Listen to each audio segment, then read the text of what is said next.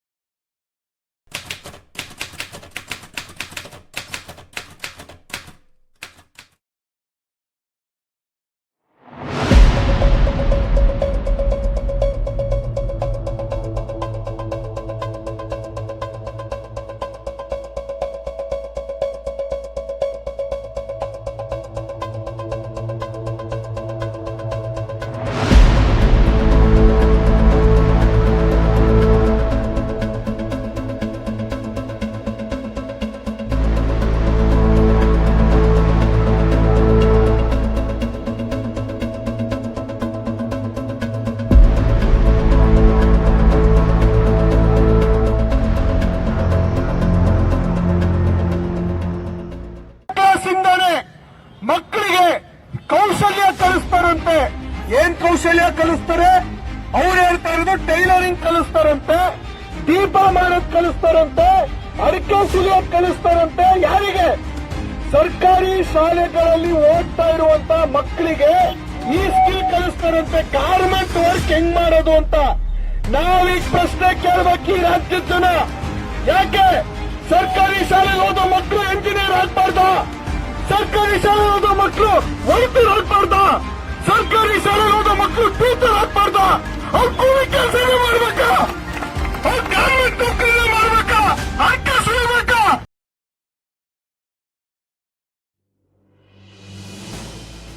ನಮ್ಮ ರಾಜ್ಯದ ವಿದ್ಯಾರ್ಥಿಗಳು ಇವಾಗ ಊರಿಗೆ ಹೋಗ್ತಾರೆ ಸರ್, ಹಳ್ಳಿಗೆ ಹೋಗ್ತಾರೆ. ಇವ್ರು ಯಾವ್ದೆಲ್ಲ ಪಟ್ಟಿ ಮಾಡಿ ಆರ್ಡರ್ ಬಿಡ್ತಾರಲ್ಲ, ಅಲ್ಲಿ ಎಲ್ಲಾ ಪ್ರತಿಭಟನೆ ಕೊಡ್ತೀವಿ, ಅಲ್ಲಿ ಎಲ್ಲಾ ಧರಣಿ ಮಾಡ್ತೀವಿ.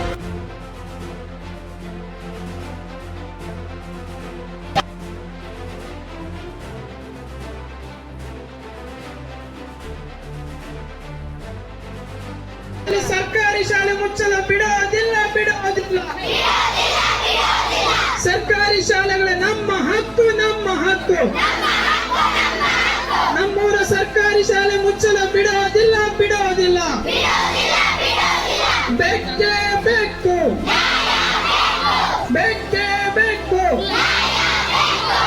ಬಡ ಮಕ್ಕಳಿಂದ ಶಿಕ್ಷಣ ಕಸಿ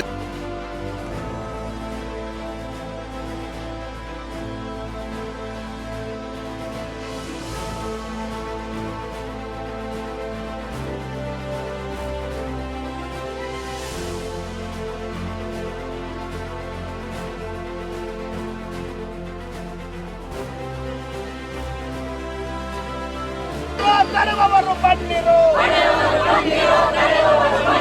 ನಮ್ಮೂರ ಶಾಲೆಗಳು ನಮ್ಮ ಹಕ್ಕು.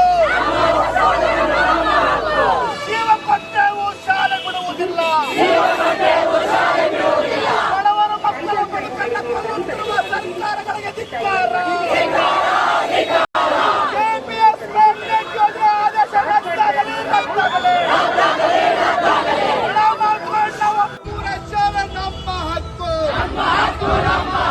ನಮ್ಮೂರ ಶಾಲೆ ನಮ್ಮ ಹಕ್ಕು. KPS ಕ್ಯಾಬಿನೆಟ್ ಯೋಜನೆಗೆ ಧಿಕ್ಕಾರ.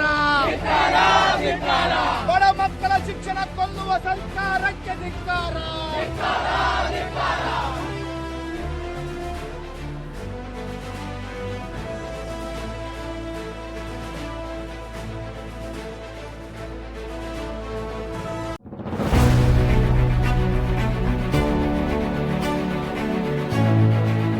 ಗ್ರಾಮದಿಂದ ನಾವು ಹೇಳೋದೊಂದೇ, ನಮ್ಮ ರಕ್ತ ಬೇಕಾದ್ರೂ ಕೊಟ್ಟೆವು, ಸರ್ಕಾರಿ ಶಾಲೆ ಮಕ್ಕಳನ್ನ ಬಿಡೋದಿಲ್ಲ ಅಂತಕ್ಕಂಥ ಒಂದು ಮಾತನ್ನು ದೊಡ್ಡ ಶಾಲೆಯಿಂದ ನನ್ನ ಹೆಸರು ಸೀಮಾ ಅಂತ.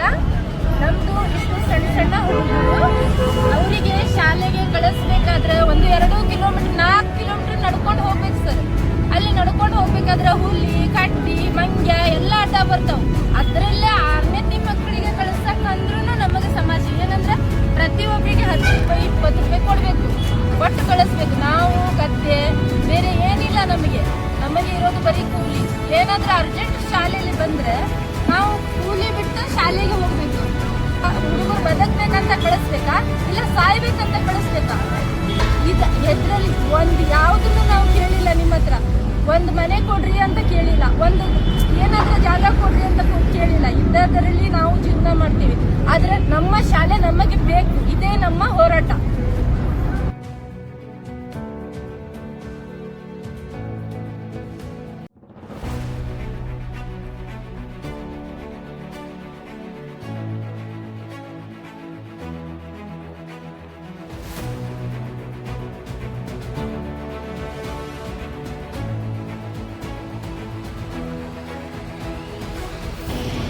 ಶಿಕ್ಷಣಕ್ಕೆ ನಮ್ಮ ಸಾಂಸ್ಕೃತಿಕ ಕೇಂದ್ರಕ್ಕೆ ನಾವು ಪ್ರತಿಯೊಬ್ಬರು ಎಜುಕೇಶನ್ ಸಿಸ್ಟಮ್ ಕಲಿತು 2%.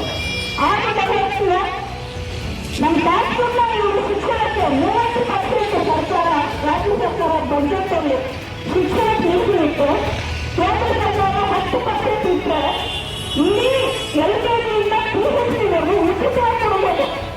ಒಳ್ಳೆ ಸೌಕರ್ಯಗಳನ್ನು ಕೊಡಬಹುದು.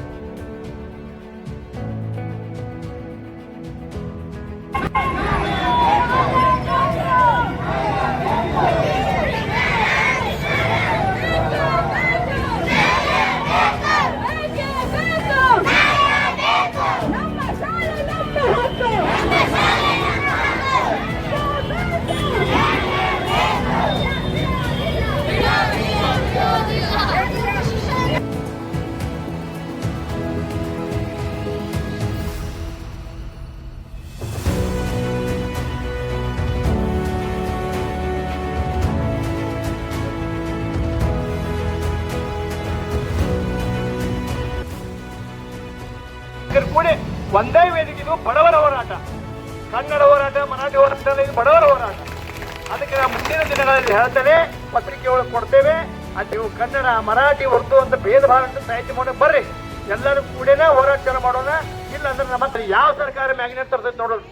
ಆದ್ರಿಂದ ಈ ಸಂದರ್ಭದಲ್ಲಿ ಮಕ್ಕಳು ಬಂದಿರಿ, ಪಾಲಕರು ಬಂದಿರಿ, ತಾಯಂದಿರು ಬಂದಿರಿ, ಈ ವಿಷಯದೊಳಗೆ ನಾವು ನಿಮ್ಮೊಂದಿಗಿದ್ದೇವೆ.